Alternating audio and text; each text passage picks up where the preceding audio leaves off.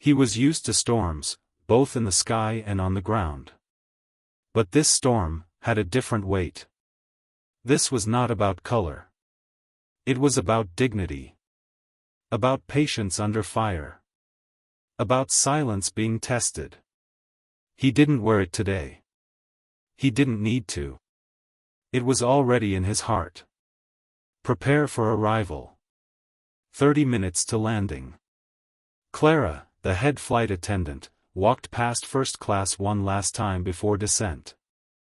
"I hope next time you choose the right cabin," she said coldly. "You're lucky we didn't throw you out before takeoff." He looked up, calm. "Sometimes the seat we choose is not about comfort, or money. It's about what we represent. And I will continue to choose this seat, because what must change, must change." The man in 2A picked up his bag, stood tall, and waited his turn.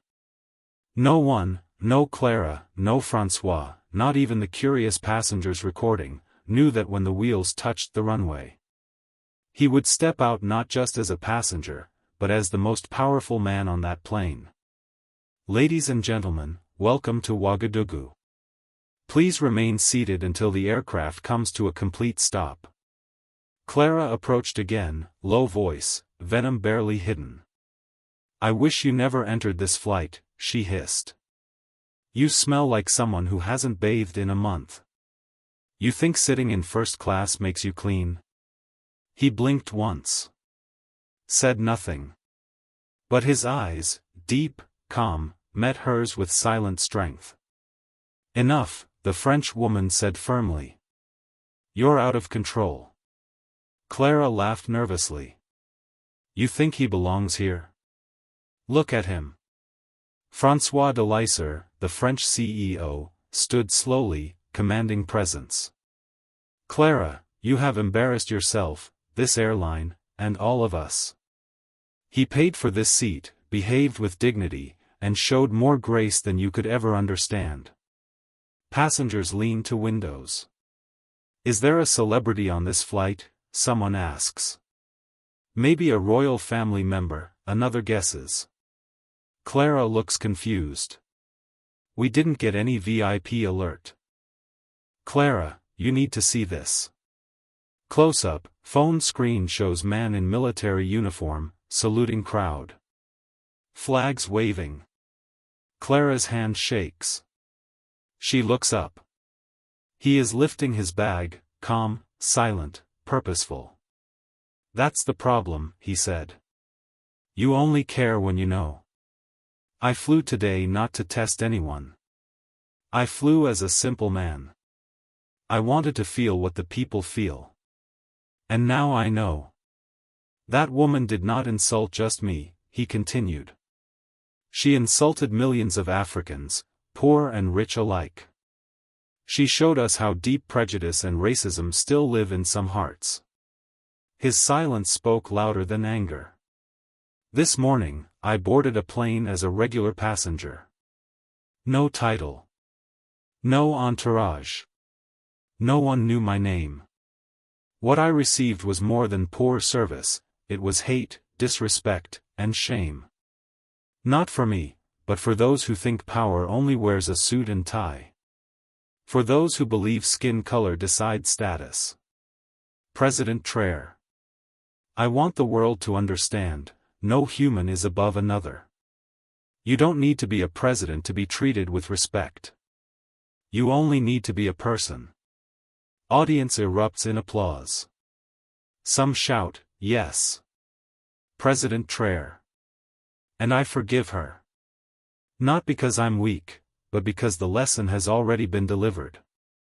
She has seen the consequences of her actions. Now she must choose to grow, or remain small. True power is not in the title you carry, but in the way you treat others." Clara could not escape the weight of her actions. She couldn't sleep. She couldn't eat. But she began to see the power of words, and the harm they leave in hearts, even small ones. Visual, Clara volunteering at shelter, handing food to children, folding blankets, listening intently. One morning, she noticed a little African girl, hugging a torn teddy bear. "What's your name?" Clara asked softly. "Aminata," the girl whispered. "You are not dirty," Clara said, tears forming. "You are beautiful, just like your name." "Dear President Trareé, I am sorry, not because you are a president, but because you are human." The words were simple. Honest. No excuses. Just regret and a promise to grow. Visual, he places letter in drawer, looks out window. "I've been thinking," he said. "It's not enough to forgive, we must educate. What happened is a mirror, showing what still exists in many hearts." President Trareé. Prepare a national campaign. Call it the Dignity Project. Teach respect in schools, train customer service teams, promote kindness at all levels. Let this story be more than news, let it spark change. Every day, Clara met people who reminded her of President Trareé. Quiet, gentle, full of worth. She saw them now, truly saw them. If your power makes others feel small, it is not power, it is weakness. Years later, many would look back at that flight, as the day the world paused to reflect. The day a simple man taught the world dignity. The day a proud woman broke and rebuilt her heart. The day silence roared louder than hate. If you enjoyed this story, hit subscribe, like, and share. Turn on notifications to catch more stories that remind us. Respect is not a gift, it is a duty, for every human, everywhere.